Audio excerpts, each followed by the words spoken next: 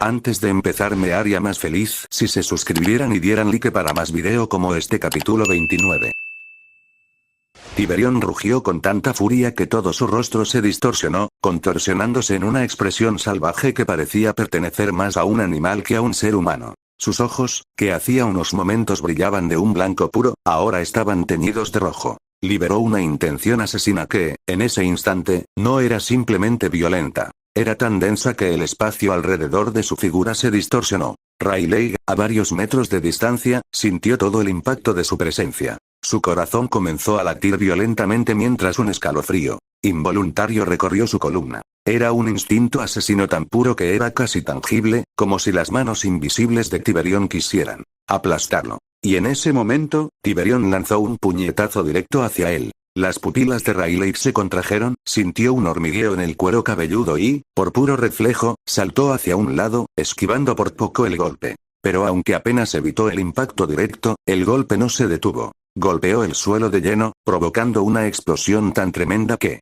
decenas de metros de terreno fueron destruidos en un instante. Al observar la devastación causada por un solo golpe, Rayleigh sintió que el miedo se arraigaba en su pecho. No era un miedo común. Fue el reconocimiento de que si hubiera recibido ese golpe directamente, incluso con todo su cuerpo cubierto por su mejor haki de armamento, sus órganos habrían explotado dentro de su cuerpo. Controlando su respiración, luchó por mantener la calma y concentrar su mente. Sabía que este tipo de oponente no solo era físicamente imparable, también era impredecible y sabía que no estaban solos. Otras figuras ocultas acechaban en las sombras, esperando el momento adecuado para intervenir y sacar ventaja. Al ver todo esto claramente, tomó una decisión inmediata, era hora de retirarse. Así que, sin dudarlo, giró sobre sus talones y corrió hacia el lugar donde sabía que se escondía Kizaru. No fue un acto de cobardía. Fue simplemente pragmatismo. Sin embargo, la reacción de Tiberión ante esa retirada fue todo menos razonable. Al ver a Rayleigh después de empujarlo hasta el límite de su autocontrol, apretó los dientes con tanta ferocidad que el sonido de sus dientes rechinando resonó, aturdiendo a más de uno cercano. Y con un rugido que sacudió una vez más Grove 13, cargó contra Rayleigh, como un rinoceronte furioso, destruyendo todo lo que se interponía en su camino. Cada paso de su ágil y poderoso cuerpo no era un mero impacto contra el suelo. Cada vez que su pie descendía, el suelo se hacía añicos, formando cráteres. Tal era la magnitud de su explosividad que, en ese estado de furia total, probablemente habría podido correr sobre mar abierto, con pasos tan violentos y rápidos que ni siquiera el agua habría tenido tiempo de hundirse bajo su peso. Rayleigh, corriendo con todas sus fuerzas, podía sentir claramente la amenaza mortal acercándose cada vez más a él, sin dejarle ni un segundo para recuperar el aliento. No era simplemente que podía oír los pasos estruendosos detrás de él. Fue algo más profundo. En su mente, esa cosa detrás de él ya había dejado de ser un humano según cualquier definición razonable. Y por esa razón, no pudo evitar sentir un escalofrío recorrer su columna. Consciente de que necesitaba apoyo inmediato, gritó fuerte. Kizaru-kun, no planeas salir y detenerlo. Si dejas que este tipo siga desatando su masacre en Sabaody, los marines definitivamente van a tener un gran dolor de cabeza. Sin embargo, lo que ocurrió después lo dejó completamente atónito. Desde su escondite, Borsalino se lanzó hacia adelante a toda velocidad. No para enfrentarse al monstruo que se dirigía hacia ellos, sino para huir. Y mientras se alejaba, su cuerpo estirándose en destellos de luz, le habló a Rayleigh. ¿Y qué problematic Silvers Rayleigh, y por qué carajos me lo traes? Por un segundo, Rayleigh simplemente se detuvo, incapaz de procesar lo que acababa de presenciar. Su mente no podía encontrar ninguna explicación razonable para lo que estaba viendo. ¿Cómo fue posible? ¿Un almirante huyendo? Nada tenía sentido y en el silencio, una amarga comprensión floreció en su interior. Los marines no estaban interesados en proteger Grove No.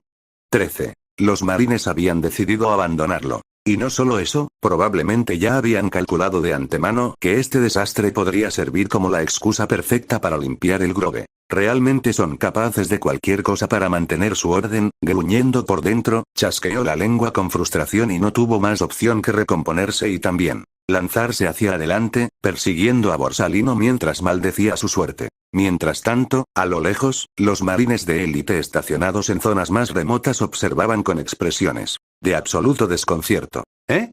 ¿Y no es ese el almirante Kizaru? El shock fue tan grande que por unos segundos todos se olvidaron de todo y simplemente se quedaron mirándose unos a otros. No esperaba ver a alguien de tan alto rango aquí. Pero, ¿por qué corre? ¿También tiene miedo? Y eres idiota. Si ya lo detectaron y no corre, y podría quedar atrapado en medio de un ataque combinado. Miren bien. El que viene detrás es el gran pirata Silver Lake. Y aunque no sabemos quién demonios es el otro, si puede perseguir a Silver Lake así, su fuerza debe ser simplemente monstruosa.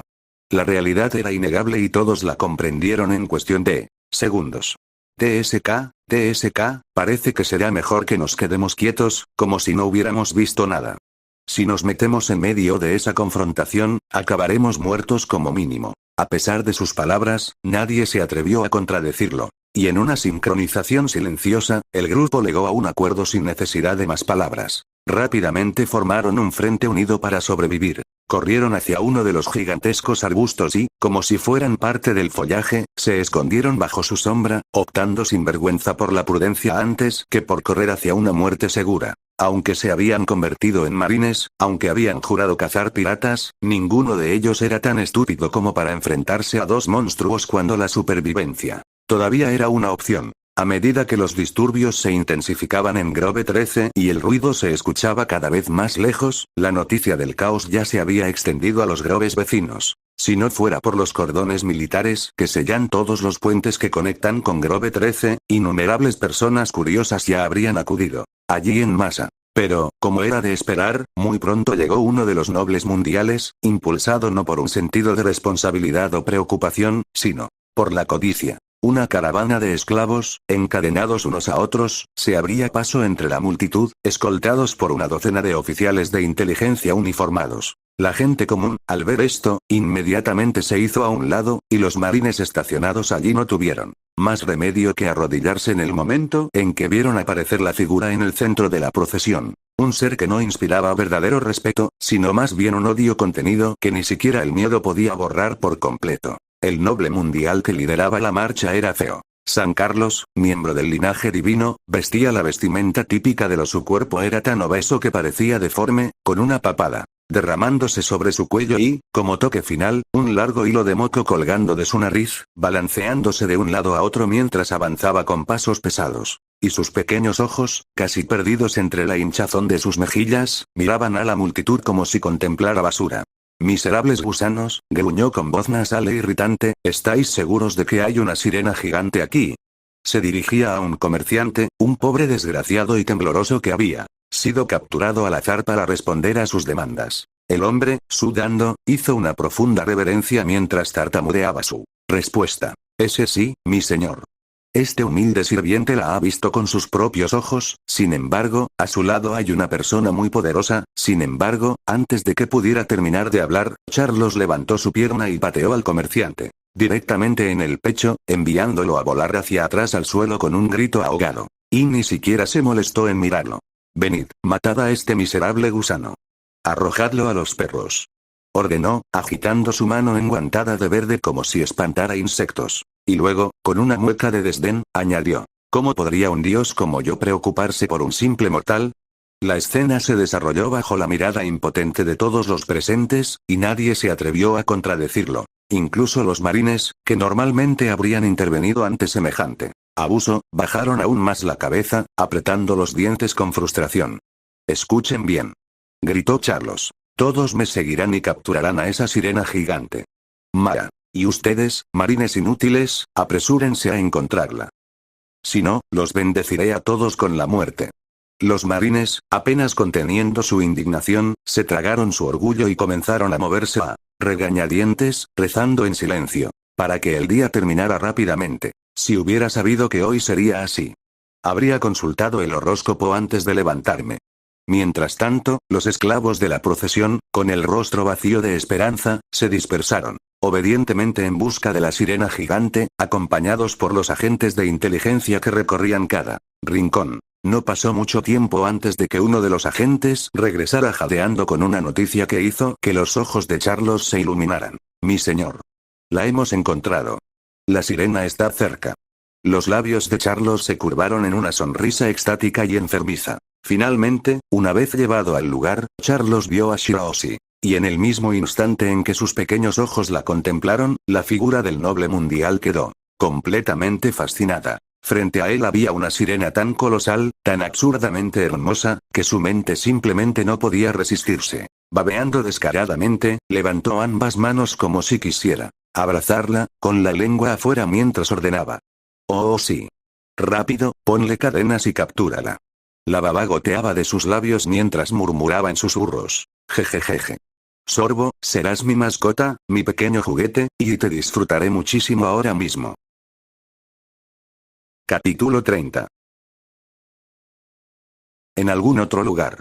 Shirahoshi, obediente hasta el más mínimo detalle, mantuvo los ojos fuertemente cerrados, tal como lo había hecho desde el primer momento en que Tiberión se lo había pedido. Para ella, no era una orden, la palabra de su marido era una promesa, un pacto sagrado que debía cumplirse. Desde el momento en que él, con aquella voz profunda y segura, le pidió que cerrara los ojos, ella no los había abierto ni una sola vez, ni siquiera por error, a pesar de todo lo que ocurría a su alrededor. Ella sabía que su marido era una persona muy salvaje cuando peleaba. Y ella no ignoraba su naturaleza. Desde el momento en que lo conoció, ella comprendió todo, pero, en su corazón, no sentía miedo hacia esa violencia. Por el contrario, ella sentía que él la estaba protegiendo, que toda esa furia no estaba dirigida a ella, sino que existía para mantenerla a salvo del mundo.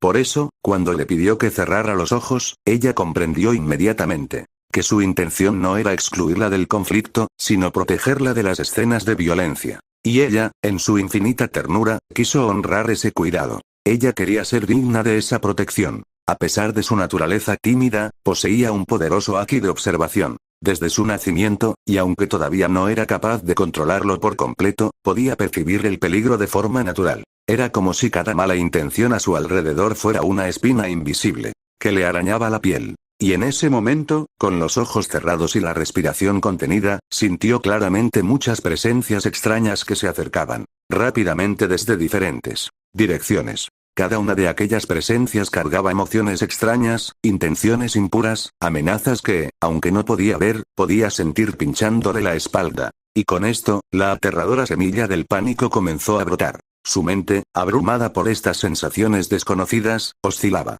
entre múltiples pensamientos. ¿Debería abrir los ojos? ¿Debería mirar, para saber qué estaba pasando?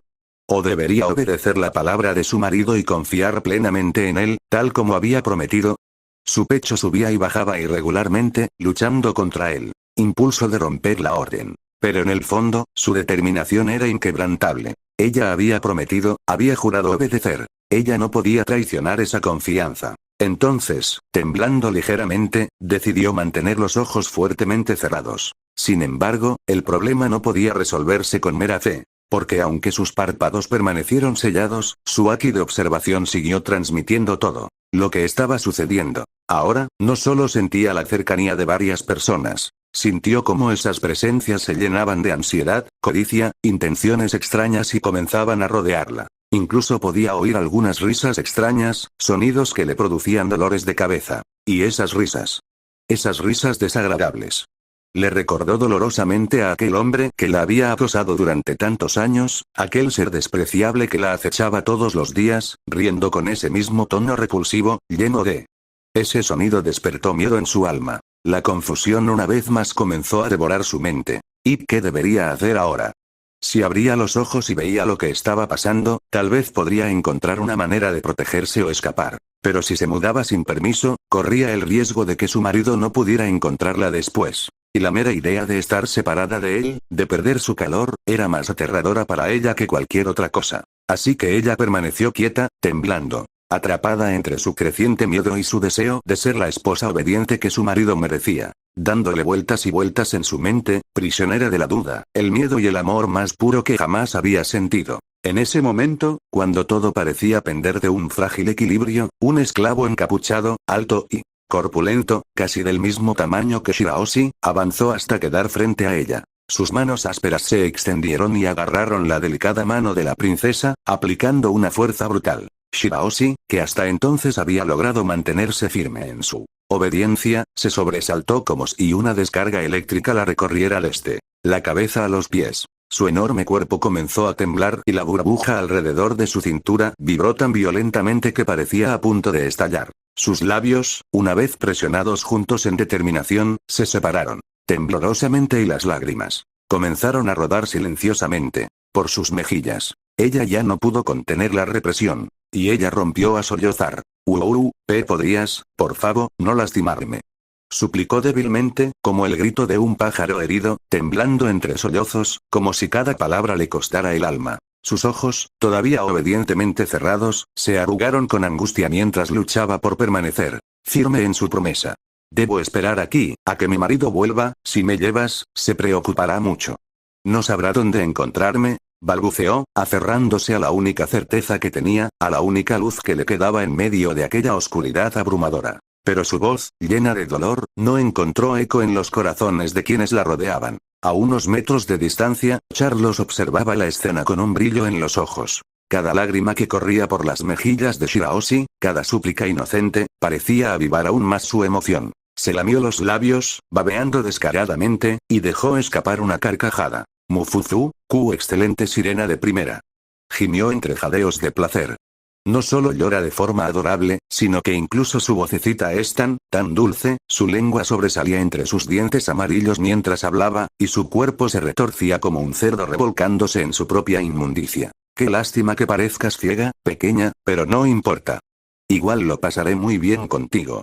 Sus palabras se deslizaron en los oídos de Shirahoshi como serpientes venenosas, perforando su ya frágil corazón. La risa de Carlos, esa risa repulsiva tan parecida a la de su antiguo acosador, fue la gota que colmó el vaso. En un instante, el trauma sellado en lo profundo de su corazón se desató como una marea devastadora. Su rostro, ya pálido, se volvió completamente blanco, como si toda su vida le hubiera sido drenada de un solo golpe. Y con un grito lleno de terror, luchó desesperadamente contra el agarre del esclavo, pateando inútilmente. Desuéltame. No me arrastres. Chilló, con la voz entrecortada por sollozos incontrolables, su insignificante fuerza impotente ante la brutalidad de su captor. La desesperación le aplastó el pecho, nubló sus pensamientos y le robó el aire. Su único refugio, su única esperanza, era su marido. Con lágrimas en los ojos, incapaz de pensar en nada más que en su promesa, lo llamó con un grito desesperado. Marido. Alguien me está molestando. Por favor, ven por mí.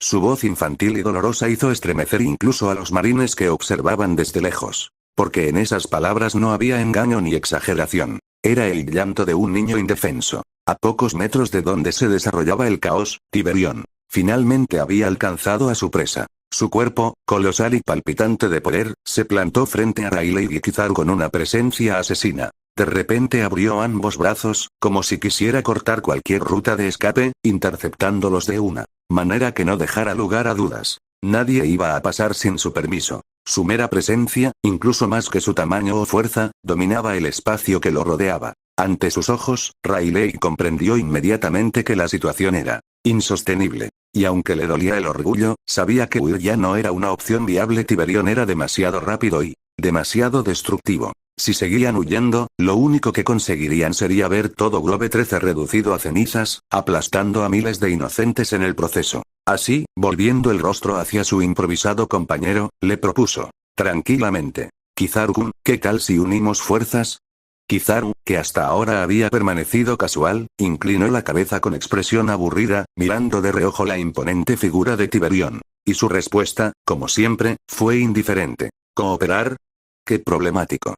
Creo que ya casi es hora de irme, pero Rayleigh no se dejó engañar. Sabía que Kizaru, a pesar de su actitud apática, era extremadamente calculador. Por eso sonrió levemente, entrecerrando los ojos al reconocer el olor del miedo. ¿Fichar la salida? Jeje, ¿crees que podrás irte? Preguntó irónicamente. Kizaru se encogió de hombros, como si realmente no le importara. ¿Por qué no? Te persigue a ti, no a mí. Y mientras hablaba, levantó las manos en un gesto de rendición hacia Tiberión. Esta reacción tomó a Rayleigh un poco por sorpresa. Pero en lugar de irritarse, simplemente se rió. Ahora mismo, está enloquecido, explicó con seriedad. Su rabia y sed de sangre lo han devorado por completo. No solo me tiene en la mira, sino no había escapatoria, ni tampoco neutralidad. Por separado, continuó, sería problemático para cualquiera de nosotros lidiar con él. Pero si unimos fuerzas, al menos podríamos contenerlo. Y como golpe final, dio el verdadero golpe. Además ¿De verdad crees que los marines ignorarán semejante amenaza?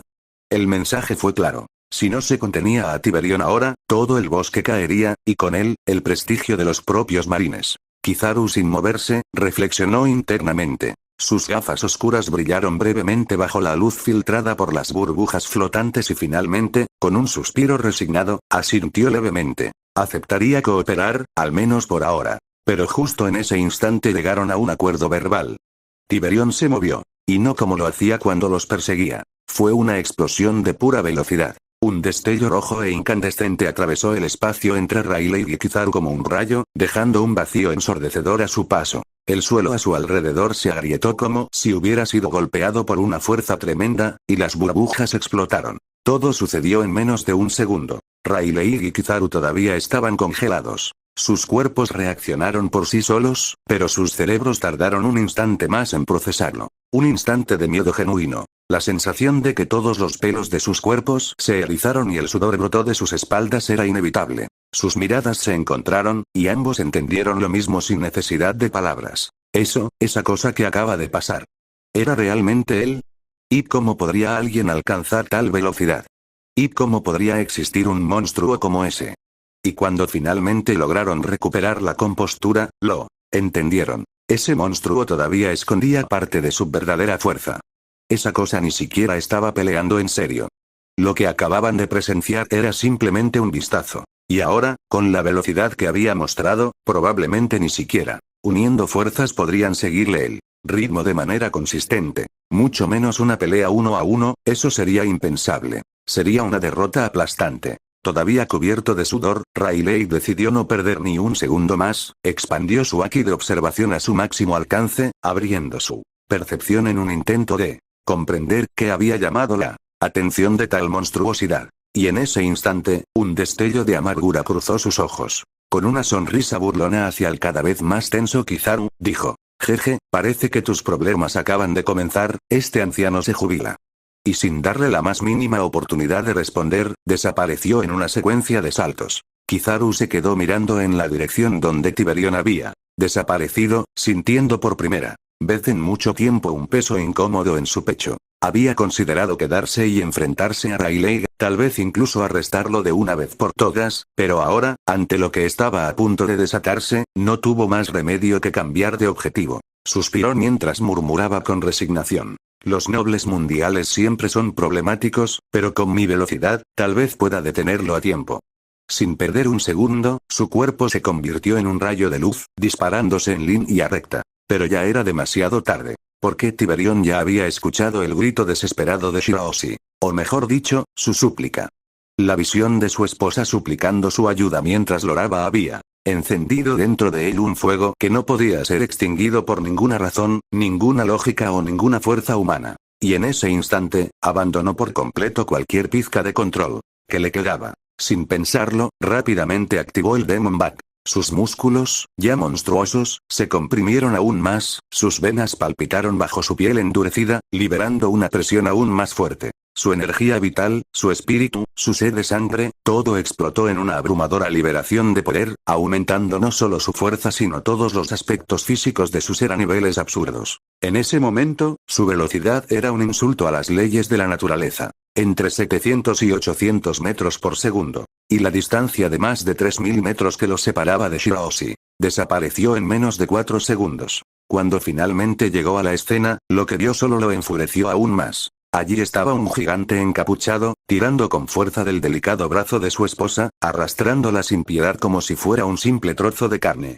Un brillo rojo intenso y letal nació en sus ojos. Su melena roja, erizada como la de un león, se erguía en púas, como si cada mechón de cabello fuera una lanza. No gritó, ni hizo ningún sonido que pudiera delatarlo, simplemente desapareció y reapareció sobre él. Gigante. Su mano derecha se cerró como una abrazadera de hierro alrededor de la muñeca del esclavo. Y con un simple giro de muñeca, arrancó la mano gigante limpiamente, separándola del cuerpo con facilidad. Un chorro de sangre brotó instantáneamente, empapando el suelo. El esclavo, demasiado aturdido para entender lo que había sucedido, ni siquiera tuvo tiempo de gritar porque Tiberión no le dio un momento de respiro. Con su pierna derecha, lanzó una patada hacia arriba directamente a la articulación de la rodilla izquierda del esclavo. Grieta. El impacto fue tal que toda la pierna salió volando, aterrizando a varios metros de distancia. Fue entonces, y solo entonces, que el esclavo finalmente comenzó a gritar. Un aullido animal de dolor resonó en toda la arboleda. El esclavo cayó pesadamente al suelo, retorciéndose, pateando, sangrando profusamente, su cuerpo reducido en segundos a una masa inútil de carne. Pero Tiberión no estaba satisfecho. Avanzó sobre el esclavo y, sin una pizca de piedad en su mirada roja, levantó la pierna izquierda y desató un pisotón aplastante directamente sobre el pecho del desgraciado. El sonido que siguió fue indescriptible. Un crujido seguido de un crujido explosivo, cuando el pecho del esclavo se derrumbó. Sus costillas, sus órganos, su columna vertebral. Todo fue pulverizado en un solo instante. Una lluvia de sangre, vísceras y costillas salpicó todo a su alrededor, pintándolo de rojo. Los marines temblaron. Los esclavos, acostumbrados a la violencia, retrocedieron en un estado de pánico. Los agentes de inteligencia, generalmente arrogantes y fríos, perdieron por completo la compostura. Y en el centro de todo, Charlos, una vez inflado de orgullo y desprecio, se encogió como un niño indefenso.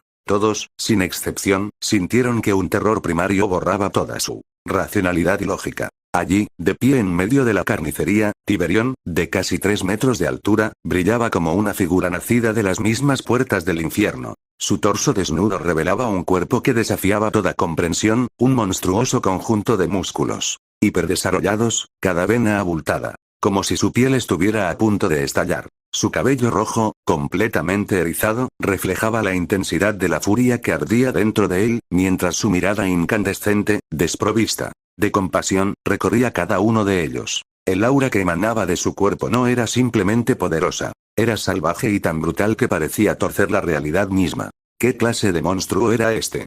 La pregunta se alojó en la mente de todos como un clavo frío. Pero Tiberión no les dio tiempo para pensar. En un abrir y cerrar de ojos, se abalanzó sobre ellos y comenzó la matanza. Un simple movimiento de su brazo, y varias cabezas fueron arrancadas de sus cuerpos, como si empuñara la guadaña de la muerte. Los marines, despertando de su parálisis, reaccionaron abriendo fuego. Desesperadamente. Sus rifles rugieron y, poco después, los agentes de inteligencia también. Desataron sus armas, creando una tormenta de plomo alrededor de la monstruosa figura. Pero sus esfuerzos fueron tan inútiles como arrojar piedras a una montaña. Las balas, al impactar en el cuerpo de Tiberión, no solo no lograron perforar su piel, sino que rebotaron, emitiendo sonidos metálicos que solo profundizaron la desesperación entre ellos. Y mientras el plomo caía inútilmente a su alrededor, Charlos, que hacía unos minutos se pavoneaba como un dios intocable, comenzó a balbucear incoherentemente. Su cuerpo obeso, incapaz de controlar sus esfínteres bajo la abrumadora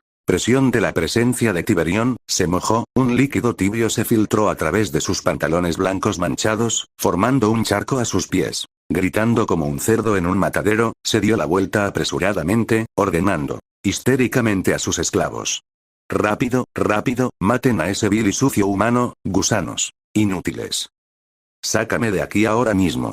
Los esclavos, aterrorizados, intentaron torpemente levantarlo, pero Tiberión no era un mero espectador. Con un rugido, arrancó una raíz masiva del suelo. Lo levantó por encima de su cabeza y, con facilidad, lo arrojó como un látigo directamente a Charlos y sus esclavos. Sin embargo, en el último instante, apareció un destello dorado. Kizaru intervino justo a tiempo. Con una patada de luz, desvió la trayectoria de la raíz, lo suficiente como para que silbara a pocos metros de Charlos. Y Charlos, arrojado por el impacto de la onda expansiva, rodó patéticamente por el suelo, su gordo temblaba con cada caída. Cuando finalmente logró levantarse, cubierto de tierra, la sangre de los demás y su propia orina, vio que Kizaru estaba allí. Al ver a un aliado, su arrogancia se reavivó instantáneamente. Mátalo. Mátalo inmediatamente. Quiero que esa sirena sea capturada detrás de él. Quiero violarla frente a sus ojos hasta que muera. Murufufu, pero así como esas palabras repugnantes contaminaron el aire. El suelo bajo los pies de Tiberión explotó. Como una bala de cañón roja, ignoró decenas de metros en un abrir y cerrar de ojos, apareciendo ante Charlos tan instantáneamente que este último ni siquiera pudo parpadear. Extendiendo su brazo derecho, lanzó una mano abierta directamente a la cara de Charlos. Pero en ese mismo momento, Kizaru apareció, solo unos instantes atrás, tratando desesperadamente de intervenir para salvar la vida del noble mundial. Pero Tiberión ya lo había anticipado. Sin siquiera girar la cabeza, movió su brazo izquierdo y, con una bofetada cubierta con haki de armamento, golpeó la cara de Kizaru de lleno. El cuerpo de Kizaru, acostumbrado a viajar a la velocidad de la luz, fue lanzado como un saco de papas a varios kilómetros de distancia, estrellándose contra todo sin poder detenerse. El mundo entero pareció congelarse por un segundo, y luego Tiberión volvió su atención a Charlos. Con la mano derecha, ya extendida, rompió con un solo movimiento la burbuja protectora que rodeaba la cabeza del gordo. El noble mundial luchó inútilmente, su garganta emitió un chillido agudo. Como un cerdo en un matadero, cortado abruptamente cuando los dedos de Tiberión se incrustaron en su rostro. La carne blanda cedió fácilmente, los tendones de los ojos y los nervios dentales se estiraron como bandas elásticas antes de romperse. Schlag, la máscara facial de Charlos, se despegó con un sonido viscoso, revelando no un cráneo sino una masa palpitante de fibras musculares y arterias palpitantes. Con eso, la sangre brotó, alcanzando los 3 metros en el aire. El cráneo rosado y ensangrentado de Charlos quedó expuesto, cada músculo facial restante se contrajo. Sus ojos, como dos esferas desproporcionadas sin párpados que los contuvieran, giraban frenéticamente, sus pupilas dilatadas reflejaban 1000 veces la imagen inquebrantable de Tiberión. ¡Gaaah! Pero Tiberión no había terminado. Se inclinó ligeramente, estudiando su trabajo. Satisfecho, continuó. Con calma comenzó a mover las manos, pero no lanzando golpes normales. En cambio, lanzó cortes sistemáticos, como si sus brazos se hubieran multiplicado en cientos. Cada uno era un bisturí preciso, cortando rápidamente pequeñas secciones de la carne de Charlos. Cortes en los brazos, hombros, torso, piernas, costillas, cada uno de los cuales eliminaba trozos de piel, músculo y hueso metódicamente, como si estuviera matando a un animal. Los recortes no fueron caóticos. Eran quirúrgicos. Durante 10 segundos eternos, continuó como una máquina. Los gritos de Charlos, al principio desgarradores, se desvanecieron. Gradualmente, convirtiéndose en jadeos y luego en meros burbujeos de sangre en su garganta rota, hasta que finalmente cesaron por completo. Cuando Tiberión terminó, el silencio se apoderó del lugar. Todos los presentes permanecieron paralizados, con los ojos muy abiertos por el terror, sus cuerpos congelados hasta el punto del dolor y sus almas aparentemente abandonando sus cuerpos. Donde una vez estuvo un noble mundial, ahora solo quedaba una obra maestra anatómica. Un esqueleto prístino unido por fuerzas desconocidas, con cada hueso pulido como marfil recién tallado. A su alrededor había 53 montículos de tejido, organizados por tipo y tamaño. Una demostración del conocimiento anatómico superior de Tiberión. Y mientras todo permanecía en silencio, la mandíbula